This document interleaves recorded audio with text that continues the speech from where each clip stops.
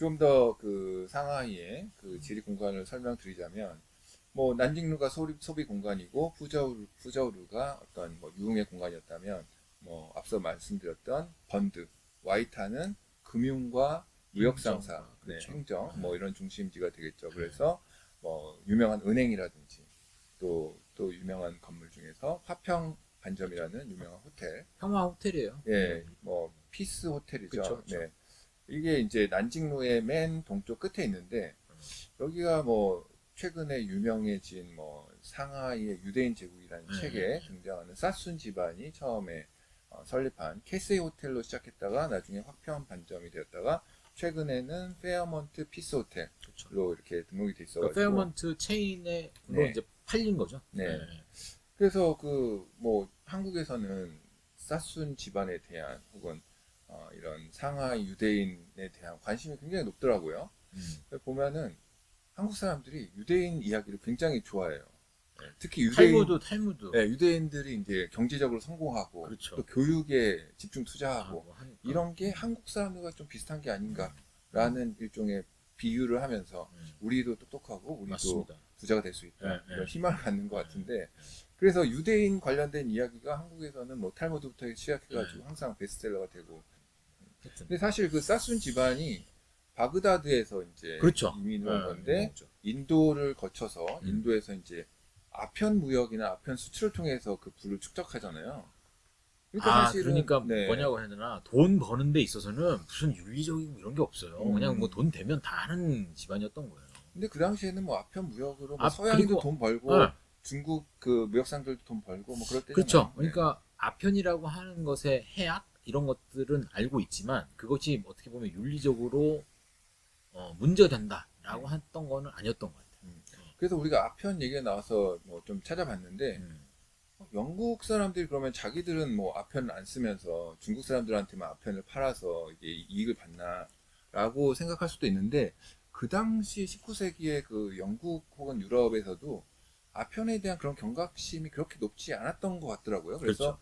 예를 들면 뭐 애가 아프면 아편을 좀 주기도 하고, 아편을 동네 그 마트 식료품점에서 팔아가지고 일상적으로 사람들이 뭐 좀 피곤하면 아편 먹고 그렇죠. 아편 피고, 배 아프면은 예, 뭐 아편. 약간 의약 제품처럼 그렇죠. 강장제, 뭐 자양강장제 이런 개념을 썼더라고요. 그러다 네. 보니까 어떤 뭐 영아 치사율이라든지 이런 것도 높고, 중독성, 건강에 대한 해악도 있었지만, 사실은 영국에서도 그 아편에 대한 이권을 독점하고 있었던 자본가들이 그 법률이라든지 아편에 대한 통제 이런 것들에 대한 영향을 미치고 있었기 때문에 영국에서도 굉장히 1860년대까지도 굉장히 자유롭게 유통이 됐었고, 그렇죠. 그게 이제 본격적으로 규제가 된 거는 결국에는 1920년대가 되어야 영국에서도 그 아편에 대한 규제를 강화하는 그런 상황이더라고요. 그러니까 근데, 그런 네. 어떤 아편에 대한 해악이란다거나 이런 것들은 민간 사회의 자율적인 어떤 그러한 조절에 맡겨놨었던 거죠. 네. 그러다가 국가의 기능이 점점 이제 확대되고 하면서 그런 것들을 사회적으로 좋은 사회를 만들어야 국가가 좋은 국가가 된다 네. 하는 의식 속에서 이제 국가가 통제하기 시작. 그래서 뭐 저희가 여태까지 이야기했던 그 아편 전쟁이라든지 난징 조약 이런 것들이 다 아편에 대한 규제와 뭐 무역 그 수출입에 대해서 제재를 할 것인가 이런 것 때문에 다 발생을 한 건데, 결국에는 이제 1942년도 난징 조약을 체결하면서 중국에서의 아편 뭐 판매라든지 아편 사용이 합법화되는 거죠. 그렇죠. 그래서 네. 굉장히 광범위하게 특히 상하이의 지역에 굉장히 많은 아편굴이 생겨나고, 그 다음에 아편굴뿐만 아니라 뭐 찻집이라든지 식당 이런 데서도 아편이 수시로 제공되는 일종의 기호 상품으로서 이제 굉장히 이제 확대되는 그런 상황이 발생을 합니다. 그래서 이제 그 아편뿐만 아니라 이 아편과 함께 이제 동반되는 도박, 여기 도박에는 뭐 경마도 있지만 뭐 일종의 뭐 마작 뭐 이런 것도 있고, 그 다음에 매춘도 있지만 개경주, 개경주라는 개경주. 그거에 뭐 관련된 도박도 발전을 하고 매춘 등등 해가지고, 이게 상하이의 어떻게 보면 어둠의 세계, 그렇죠. 이런 것들을 뭐 방금 뭐 설명도 해주셨지만 우리가 흔히 알고 있는 삼합회 그렇죠. 혹은 청방 뭐 시크릿 소사이어티, 네. 뭐 기타 비밀 등등 결사. 네. 비밀 결사체. 네. 그래서 네. 우리가 알고 있는 어떤 사마페나 어떤 청방 같은 중국의 어떻게 보면은 지하 조직이죠. 그렇죠. 지하 조직이 네. 들끓기 굉장히 좋은 여건이었어요. 그러니까 이런 방금 말씀하셨다시피 그 아편 네, 어떤 만연, 그다음에 매춘, 그다음에 자본주의의 발전으로 인한 어떤 그런 어두운 면이 동시에 부각이 되면서 사실은 이 당시 중국이라고 하는 곳이 사실은 정치적으로 굉장히 혼란스러웠던 시기잖아요. 청나라 말기, 그다음에 청나라가 신혁명으로 붕괴된 다음에 들어섰던 정부라고 하는 것이 굉장히 군벌의 난립 이런 양상을 보이면서 상해라고 하는 지역 내지는 중국 전체를 강력하게 컨트롤할 수 있는 그런 컨트롤 타워가 부재했던 그런 시기였기 때문에 어떻게 보면은 그러한 비밀 결사들이 활발하게 활동을 할 수 있는 그런 어떤 공간을 열어주게 되었던 거죠.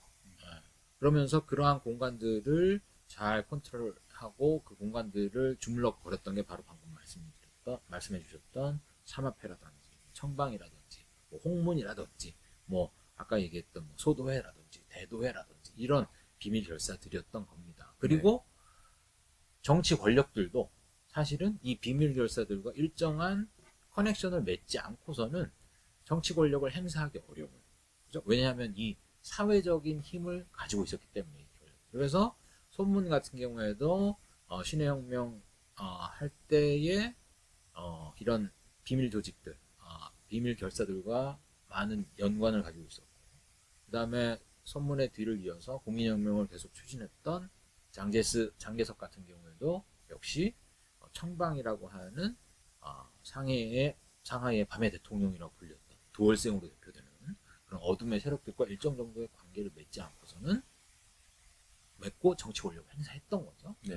그래서 1927년도 상하이 쿠데타 때 그 장개석 정권이 국민의 정부가 그 사마페 혹은 청방을 동원해서 공산당원들이라든지 노동 조직을 그렇죠. 이제 탄압했던. 그렇죠. 학살하고. 그러니까 25년에 이제 손문이 죽고 나서 25년 이제 손문이 죽고 나서 손문의 이제 요촉을 받아서 1926년부터 이제 국민당이 북벌을 단행하게 됩니다. 근데 이제 연전연승해요. 사실 북벌을 단행하게 되고 북벌군 총사령관이 장개석이었거든요. 근데 이제 연전연승하게 되면서 북벌군이 쭉 이제 광저우에서부터 시작을 하니까 쭉 올라오면서 우한이죠. 네네. 우한 바이러스라고 우리에게 굉장히 친숙한 우한에서 한번 스탑. 그 다음에 이제 난징과 상하이 쪽으로 공격하기 위해 잠시 숨을 고르고 있는 사이에 장개석이 상해로 몰래 들어가서 상해에 있었던 자본가들과 타협을 보게 됩니다. 당시 상해는 이 군벌들 원래 군벌 휘하에 손전방이라고 하는 군벌의 영향력 하에 있었어요. 그런데 이제 북벌군이 온다고 하니까 손전방은 이미 도망을 내뺐고 그 다음에 이제 북벌군이 온다라고 하는 소식에 들뜬 굉장히 급진적인 노동자, 학생 이런 사람들이 시민공회를 결성을 해가지고 상해에 주도적인 어떤 세력을 형성하고 있었던 자본가 세력들과 대치하고 있는 그런 상황을 만들게 된 겁니다. 여기 이제 불안을 느낀 조계지에 있었던 여러 자본가들이 장개석과 타협을 보게 돼요. 우리가 장개석 너의 권력을 뒷받침해 줄 테니까 대신에 이 지금 상해에 불온한 어떤 그 세력을 소탕해달라. 그러니까 불온한 세력이라고 하면 급진적인 노동자 학생인 거죠.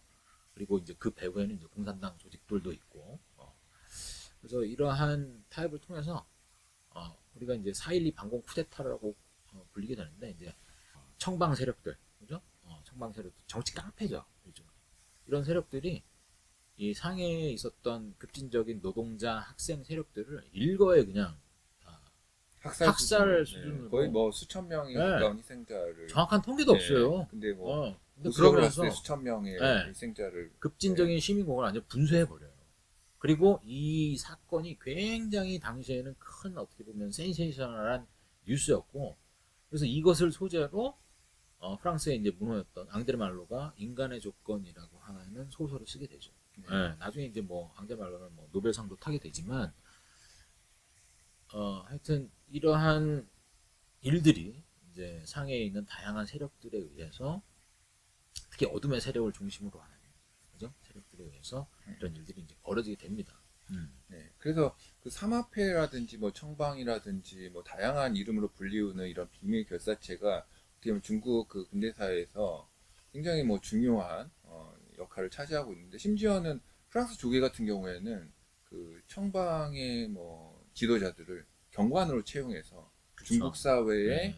일종의 치안과 안정을 유지하는데 활용을 했던 그렇죠. 뭐 그런 커넥션도 있더라고요. 네. 그러니까 이게 정치 권력이 뭐 외국이든 뭐 손문이든 장개석이든 청방과의 관계를 통해서만 상해를 좀 장악할 수 있었던 그런 뭐 현실이 존재했었는데, 역사적으로 조금 더 거슬러 올라가 보면 이 삼합회, 청방 이런 사람들이 사실은 간략하게 설명해 주셨지만 중국의 대운하의 이런 운송업에 종사했었던 그 노동자들, 그리고 노동 조직, 뭐 현대식 개념으로 얘기하면 동업 조직이 되겠죠. 뭐 길드. 그렇죠. 뭐 그래서 그들만의 동업 조직을 유지하면서 또 이것이 하나의 종교적인 그런 조직으로도 결부돼 있어서 각 그런 삼합회 조직마다 자기들이 모시는 신이 또 따로 있고, 그 신을 섬기는 일종의 종교 사원, 절, 재단 이런 것들이 그 대우운하를 따라서 존재하고 있어서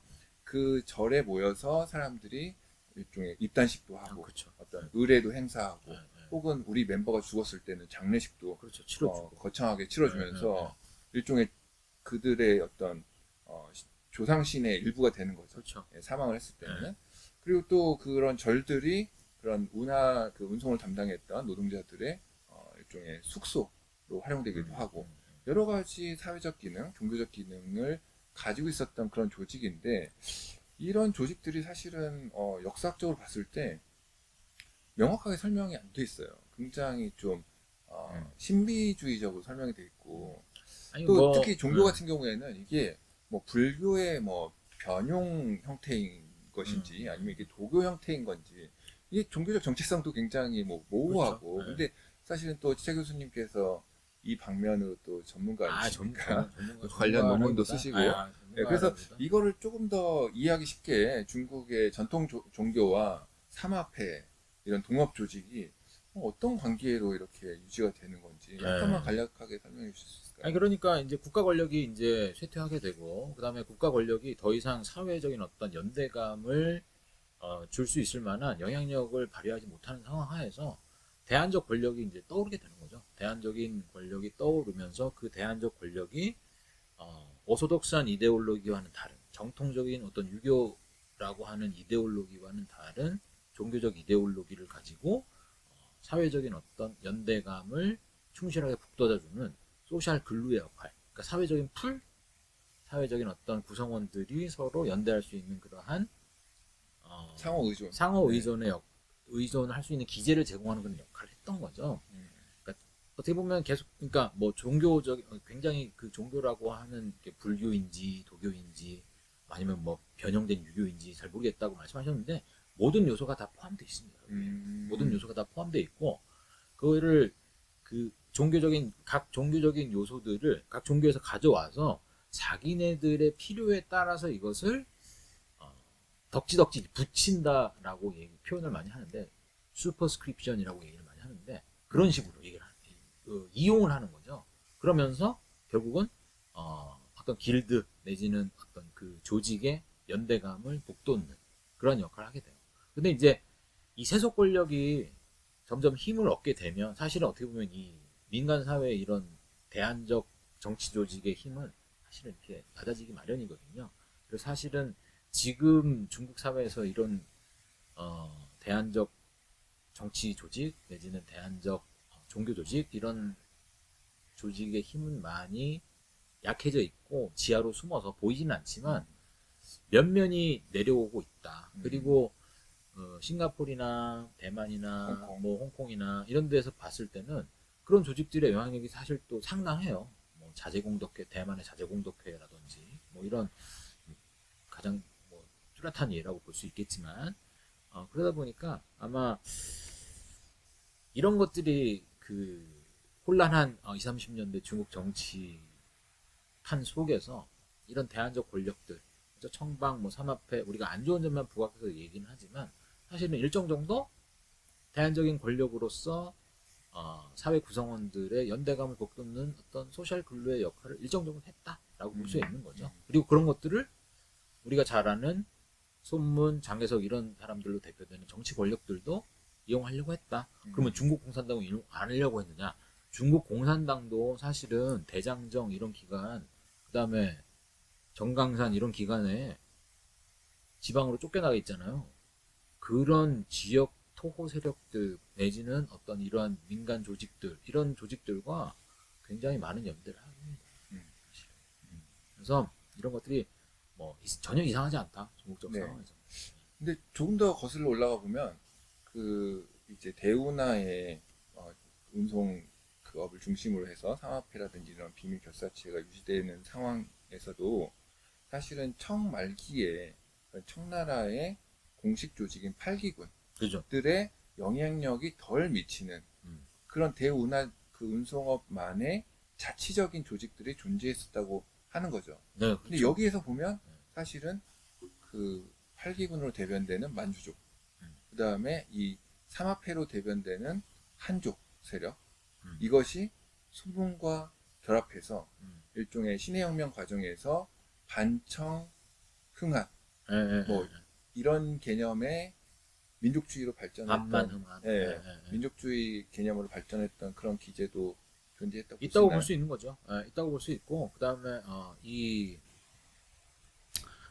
그 팔기군들이 사실은 그 요충지에 배치가 돼요. 그러니까 만주족이 청나라를 세우고 나서 주방팔기라고 해서 팔기군의 정예병들을 이 그 요충지에다가 배치를 하게 되는데 주방팔기가 배치됐던 요충지 중에 하나가 바로 항저우입니다. 항저우 바로 경항대운하라고 하는 대운하의 남쪽 종착점이 항저우라고 볼 수 있거든요. 그러니까 그런 어떤 그 방금 말씀하셨듯이 비밀 결사체들이 내포하고 있는 어떤 그러한 한족적인 정체성, 그 다음에 그 제국을 운영했던 만주족 팔기군들의 어떤 만주족적인 정체성 이런 것들이 사실은 충돌하고 있다. 그리고 그 충돌점에서 한족 정체성을 부각시키기 위해서 초기 민족주의자들이 손문으로 대표되는 초기 민족주의자들이 이러한 반만 흥한의 결사체로서 그러니까 프로토 내셔널리스트로 초기 내셔널리스트, 초기 민족주의자들로서 이러한 정치적 결사체, 이러한 비밀 결사들을 이용했다라고 볼 수 있는 거죠. 네. 네. 그래서 보면 이 삼합회라든지 비밀 결사체 조직이 뭐 현대 사회에서도 말씀하신 대로 홍콩이나 싱가포르 이런 데서도 찾아볼 수 있죠. 사실은 뭐 예전에는 뭐 아편을 달았다면 최근에는 뭐 헤로인이라든지 더 발전된 마약상들로 발전했을 수도 있는 것이고, 1949년도 이제 중국 공산당이 상하이를 점령했을 때는 이 청방을 숙청하기 위해서 엄청난 그런 탄압을 했었고, 그러다 보니까 이제 상하이에 존재했었던 청방 조직들이 일부는 이제 홍콩이라든지 싱가포르 동남아 지역으로 이제 도망치게 된 그렇죠.